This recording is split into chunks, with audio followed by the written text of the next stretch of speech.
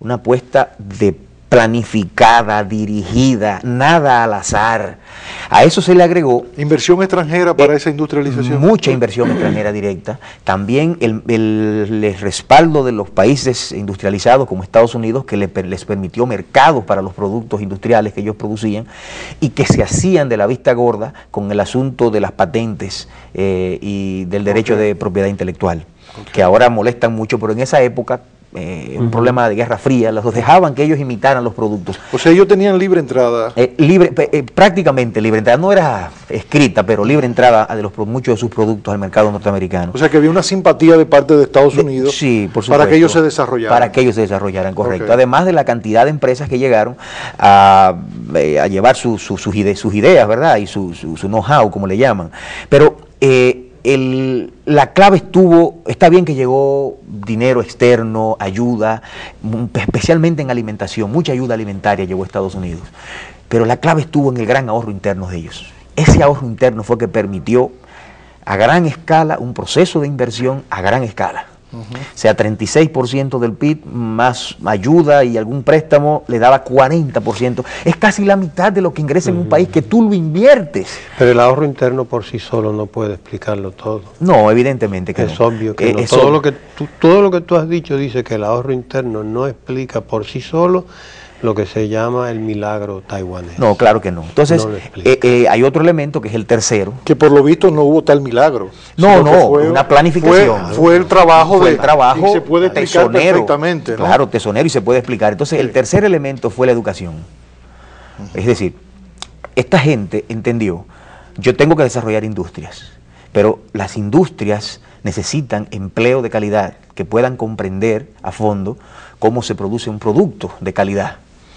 Es tanta la calidad del producto taiwanés hoy que me fascinaba a mí ir a los mercados a comprar y ver que la gente me decía, hecho en Taiwán, hecho aquí. Se sienten orgullosos. Orgullosos, o sea, de que el producto de ellos es uno de los mejores del mundo, de un estándar increíble. Te lo están ofreciendo como una ventaja. Sí, hecho aquí, hecho en Taiwán, como quien dice, compra lo que no es hecho en China, sino hecho en Taiwán. Bueno, y esto se debe a un gran esfuerzo por educar a esta sociedad.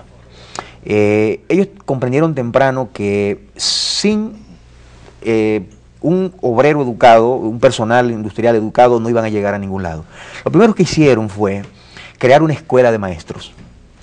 Esta escuela de maestros era la única carrera que se le pagaba al estudiante por estudiar. Al igual que aquí, a ellos también les daba... O sea que el que quisiera ser maestro se le pagaba. Se le daba un salario para que estudiara, mientras estudiaba. Claro, tenían que firmar un documento, una especie de acuerdo, los padres de ese muchacho, de ese adulto, porque costaba mucho formar un doctor o un maestro, etcétera. Y entonces tenían que luego pagar eso, sirviéndole luego al país. Si no, si se iba fuera del país, los padres tenían que pagar entonces el dinero que se invirtió. O si se iba al sector privado igual. Exactamente. Entonces, ¿qué resulta? Ellos lo primero que formaron doctores. Mandaron fuera del país cantidades de taiwaneses a estudiar a universidades de las mejores del mundo, buscaron los mejores que existían, los trajeron a Taiwán y luego formaron de esa escuela de maestros a los profesores que iban a educar a los estudiantes. Entonces, los doctores formaban a los maestros a los estudiantes y los estudiantes salían entonces como profesionales de calidad. Es un círculo y ellos empezaron por donde debe comenzarse, formando los maestros de calidad. Miren, eso es ha sido tan exitoso en Taiwán que hoy ellos tienen doctores PhD dando clases en primaria. PhD dando clases en primaria. Y hoy allá en Taiwán la evaluación del estándar de un profesional ya no es que sea PhD, que es el máximo, ¿verdad? Sí. Lo máximo. No, es las publicaciones que hace ese PhD en revistas especializadas. Eso es lo que le da el estándar realmente, porque hay tantos PhD que ya eso como normal, común. Sí. Se sobreentiende. Se sobreentiende. O sea, lo que te da a ti la excepcionalidad es cuando tú escribes en revistas especializadas. Y esos escritos son los que te dan a ti entonces ya el estándar diferente. Porque ellos lograron realmente resolver el problema educativo formando doctores, luego maestros, pero más de ahí, crearon tantas escuelas públicas que me cuentan que hoy están cerrando escuelas públicas. A eso iba, Gedeón. Estamos hablando, porque no tienen clientes, o sea, son tantas escuelas. Estamos hablando de una apuesta por la educación pública. Total. No por la educación privada. No, en lo absoluto. Tanto es así que de las 10 universidades más importantes de Taiwán, 7 son públicas. Y la más importante, que es la Universidad de Taiwán, se llama así mismo, que es la universidad élite de ese país, es pública. Allí hay una gran competencia de los estudiantes y de los maestros por dar clase en esas universidades y de las empresas por conseguir los profesionales que salen de ahí. Me dicen que el profesional que sale de la Universidad de Taiwán tiene trabajo seguro, pero inmediato. Y deben haber 100 empresas disputándose ese profesional que acaba de salir. Entonces, ¿qué hacen muchas empresas? Me dicen, bueno, lo que hacen es que ya ni siquiera se disputan a los estudiantes de esas universidades públicas, porque es tan difícil conseguir a esos profesionales que salen, que prefieren entonces universidades medias del sector privado.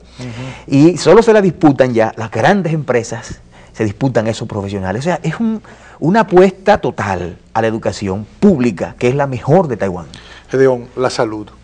Los obreros, los ciudadanos y ciudadanas, la clase media, ¿cómo está protegida su salud? Total. ¿Tienen un sistema de seguridad social efectivo? Sí, cómo no. Ellos tienen un sistema de seguridad social dividido casi como el nuestro, más o menos, en 3, un sistema, digamos que solidario, para el que como el subsidiado, no tiene subsidiado. Tienen un sistema para los trabajadores que cotizan, que son trabajadores que tienen un salario. El contributivo. El contributivo, y tienen uno mixto, que es más o menos... ahora, ¿cuál es el problema, la diferencia? Bueno, que ellos tienen, es universal. Tú dejas de trabajar por cualquier razón y tú no te quedas desamparado. El Estado inmediatamente, tú tienes una pensión garantizada y tienes la asistencia de salud universal para todos los ciudadanos de Taiwán. Mientras estás desempleado, tú puedes acudir a cualquier centro de salud y te atienden. Correcto. No te piden 10.000 pesos de garantía. Claro. Recuerdo que le hice la pregunta a un experto que nos hizo una presentación sobre esto, por cierto, PhD también, pero de Oxford, en Inglaterra. Le preguntaba, bueno, en mi país existe el trabajador por cuenta propia. Sí. Y existe, ¿qué hacen ustedes aquí? Él dice, bueno, aquí el trabajador por cuenta propia se le llama como trabajador temporal.